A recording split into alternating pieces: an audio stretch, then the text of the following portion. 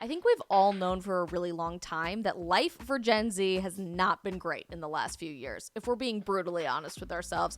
Or, if we just have any semblance of reality and what that means in general, it's hard to understand why no one is speaking up about the fact that Gen Z is experiencing the biggest mental health crisis ever seen by a generation of adolescents, and how obviously that is linked to putting our entire lives through a screen.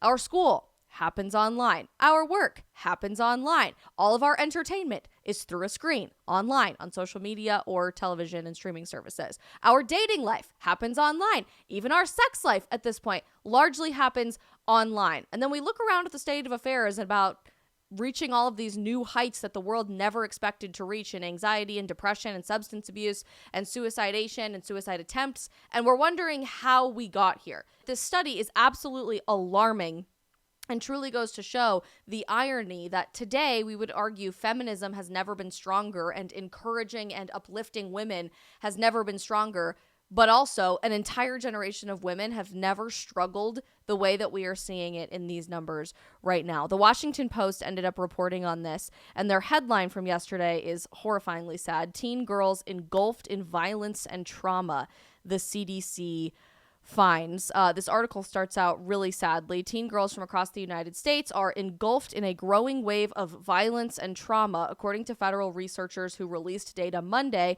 showing increases in rape and sexual violence, as well as record levels of feeling sad or hopeless. This study from the CDC found that nearly 1 in 3 high school girls, 1 in 3 reported in 2021 that they seriously considered suicide. So this is a 60% increase in the last 10 years. 1 in 3 reported feeling this way 2 years ago. This is likely significantly increasing by now in 2023.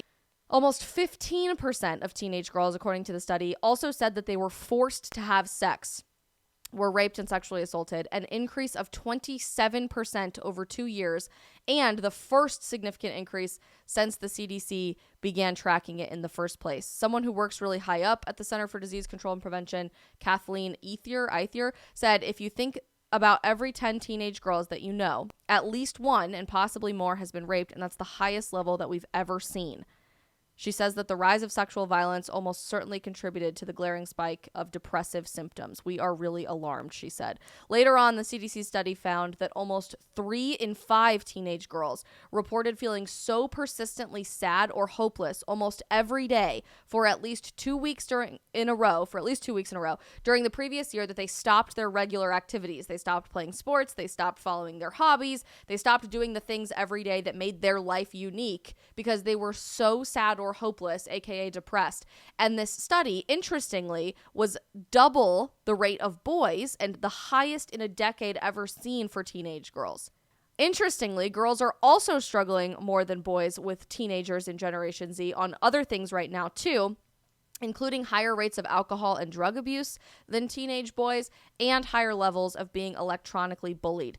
13% of current teenage girls have attempted suicide during the past year, compared with 7% of boys, which is equally as sad. If you think about 10 teenage girls that you know, which you probably can answer off the top of your head, the names of 10 teenage girls that you know, statistically, odds are one of them has attempted to take her own life in the last year. And we still argue that feminism has never been stronger and our empowerment of women has never been stronger, and that women have never experienced it better in American history or in global history.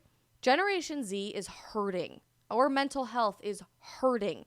And we've never needed more dedicated attention to what is causing this spike in anxiety, depression, substance abuse, suicidation, online bullying, sexual assault, rape, and even actual attempt of suicide more.